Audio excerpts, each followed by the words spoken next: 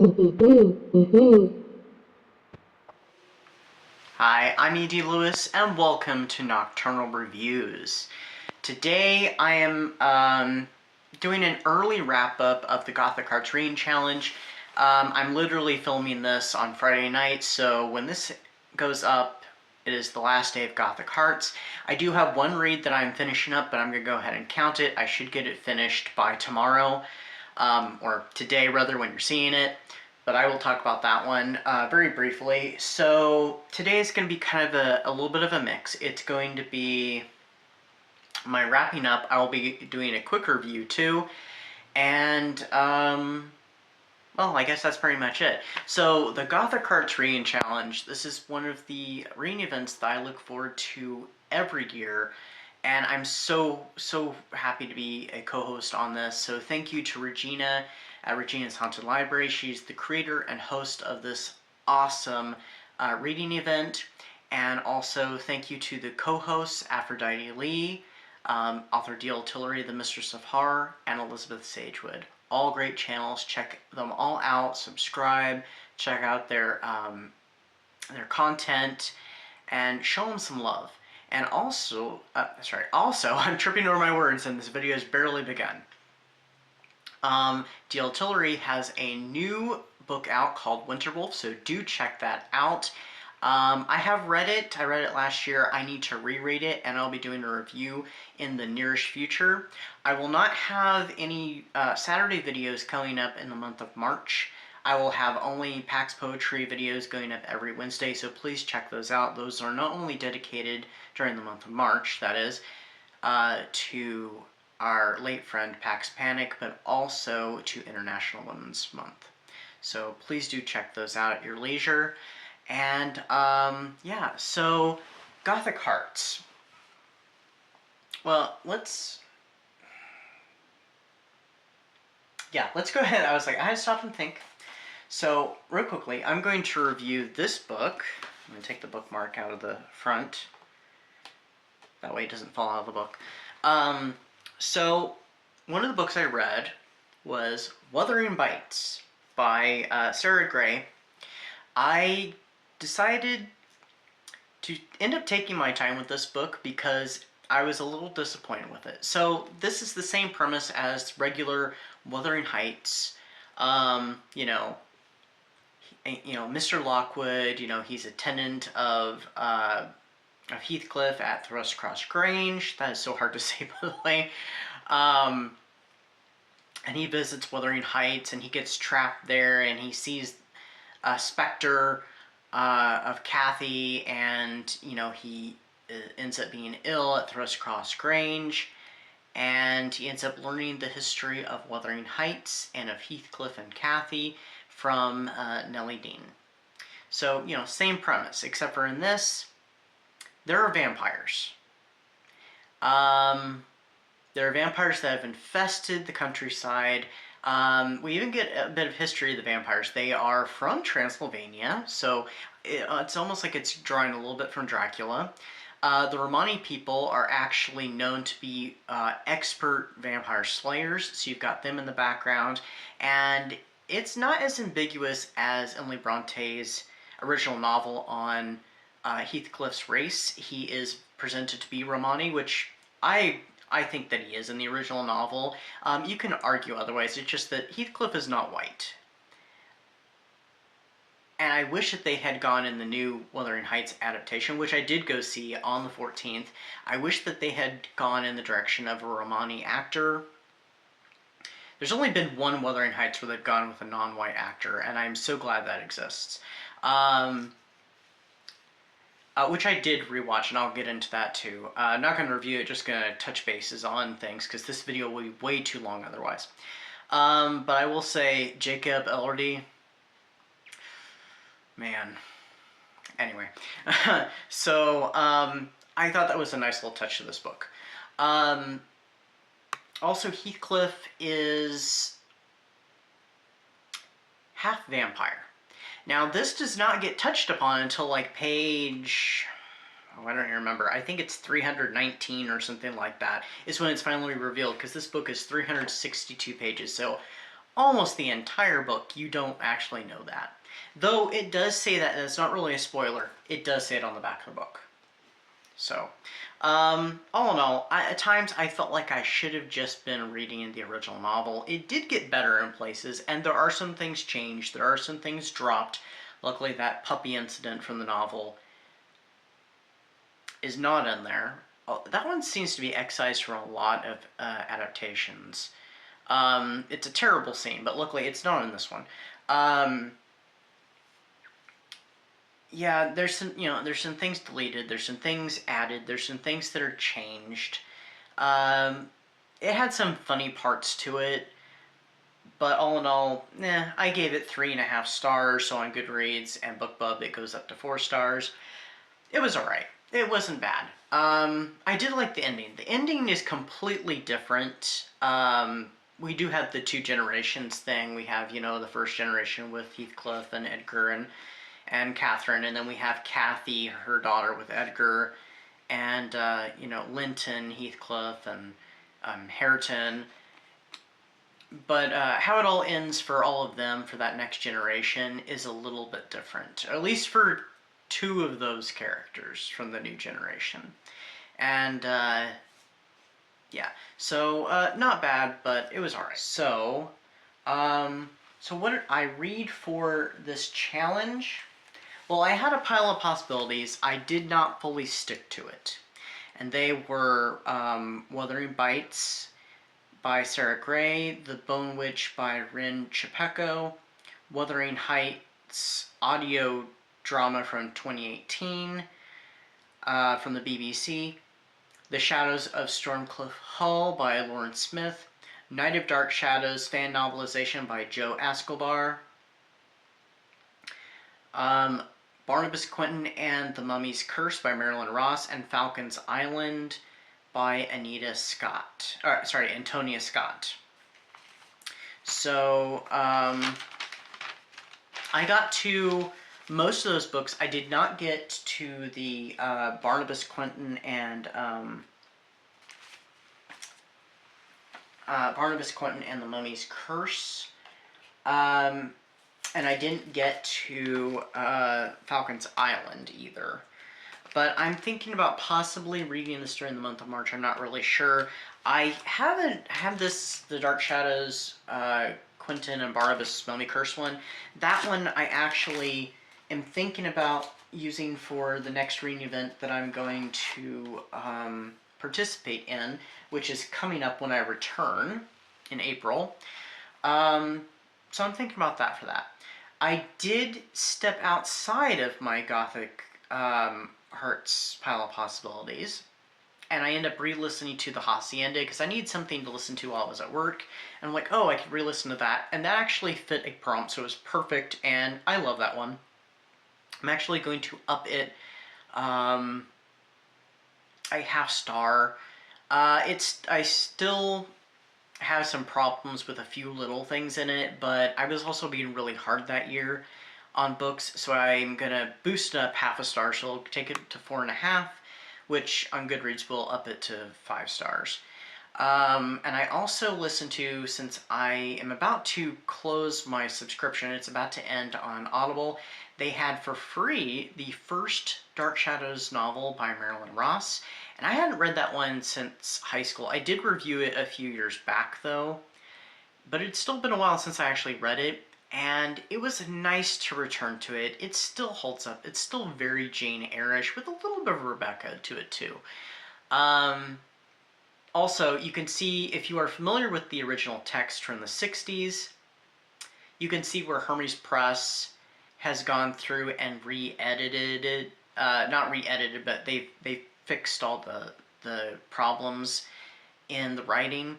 Because in the original book, text that is, Carolyn does a whole speech where, she's like, oh, I'm just plain old Carolyn, not this such and such Carolyn or this Carolyn, but in the original text it says Caroline. So she ends up calling herself Caroline. In the cleaned up version, which is also on Audible, on the audios from Paperback Library. They have fixed that, so she doesn't call herself Caroline anymore. I was really curious if that was going to be in there still, or if it was going to be fixed. And of course, it's narrated by the legendary Catherine Lee Scott. I love that they got her to do the Dark Shadows audios. So, for my prompts, I did fulfill 5 prompts, and we were supposed to fulfill, 4 or more. So I fulfilled Heathcliff's Curse, which was the Wuthering Bites book. The 3rd prompt, Her Dark Reflection, which was the Bone Witch, which I have a review for that. I reviewed it earlier this month. I will link that in the description. Love in the Fog, the 5th prompt, which is it has to do with the Gothic romance, the setting of the Gothic book, and that was The Shadows of Stormclough Hall, which was very Dark Shadowsy. I'll be doing a review sometime in the future for that one. Number 6, which was A House with a Temperament, which I'm finishing that book up, so that's the Night of Dark Shadows fan novelization, which is really good. And The Outsider, which is prompt number 7. Featuring a character who never truly belongs. That'd be Victoria Winters in the book Dark Shadows by Marilyn Ross. And we will be right back after these messages. Every month here on Nocturnal Reviews, I'll be selecting a booktuber or an author for Spotlight, and this month I've selected Joseph Hood, the author of My Friend Nick, The Bride of Warren, and Dead Around Midnight. Please check out all his books and enjoy. During the month of March on Pax Poetry, we'll be celebrating International Women's Month. Please join me each Wednesday during the month of March as we celebrate female poets from the past and the present. As for the activities, I only got to 3 of them. Maybe during March I'll revisit the writing ones. I didn't get to those. The ones where you create, that is. I did the Weather Witness one, which I read from Wuthering Bites with that one. I actually read the scene where Catherine is, she's just confessed that she feels like she'd be degraded if she were to marry Heathcliff, and Heathcliff has gone out, and so she goes out looking for him in the rain and stuff. So, and it was raining. It was later in the evening, so when I got to it was actually the day of the 14th, so when I saw the Wuthering Heights movie. So, I did that, and then I put on, it wasn't raining as hard, it was more of a drizzle at that point, and I stood at the door, because otherwise the book would get, all wet. So, I did go back and do the indoor version too, and I did it with this one that had a lot of wind going on, and the imagery it used in the ambiance video made me think of the moors, actually. So I'm like, oh, it's almost like a scene right out of Wuthering Heights. So for the first bit, I had noted that the scene, I had said which scene it was, and then I'd said that the air was chill and the raindrops helped to set the mood, especially since it starts to rain, further emphasizing Catherine's distress and panic in losing Heathcliff.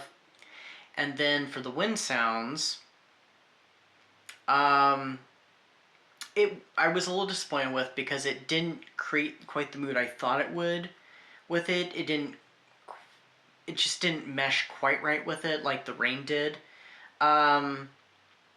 But it did intensify Catherine's urgency anyway. So not quite the effect I was thinking it would do, but it still contributed. And then for the Gothic Hearts Ritual, I used a passage out of Shadows over Stormclough Hall, and it is, what does this love demand, and what does it destroy? So I said the love between Jane and Bastian would demand from them both to drop their guards, Bastian to let himself feel and actually yield to love instead of flings, and Jane to bring down her defenses after being hurt in the past. Ironically, it would destroy those same defenses / barriers, making them face their vulnerabilities. And then for the Love That Should Not Be, the Gothic romance movie, I watched Cat People, which I have a review talking about that one that I'll also link in the description. I did watch, of course I also watched Wuthering Heights, the new version, which it's ironic when Regina was talking about it, I had the same thoughts before the movie came out that, Margot Robbie, couldn't think of her name. She's too old to play Kathy because, like, she's not who I would have cast, and Jacob Elordi is just, he doesn't look like Heathcliff, but like I said earlier, man. he ultimately ended up being a really good choice for it. Not who I would have cast, I don't know who I would have cast, but, yeah, I'm glad he was in it, though. But I did also rewatch Jane Eyre, the 2011 version with Michael Fassbender, and I cannot ever pronounce the actress who plays Jane Eyre's name, unfortunately, or I would have said her name instead. And then I also watched from the same year the Wuthering Heights that came out, which that one I feel like not only do they depict him racially more accurately to the book, but also I feel like they capture more of Heathcliff's mood in that one from the book. The most accurate version of Heathcliff I've seen is, I just call him Heathcliff. Heathcliff is in the one with Ralph Fiennes, actually. He does it beautifully, but the actor who plays him in the 2011 film version, he does it a little more stoically, but still captures a lot of Heathcliff's tortured soul.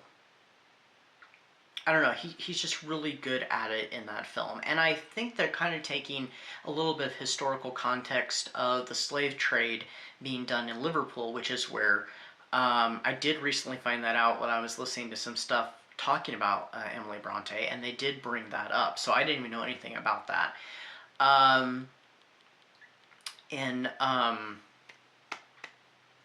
Liverpool is where sorry, I lost train of thought. Liverpool is where Mr. Earnshaw, found Heathcliff and brought him home.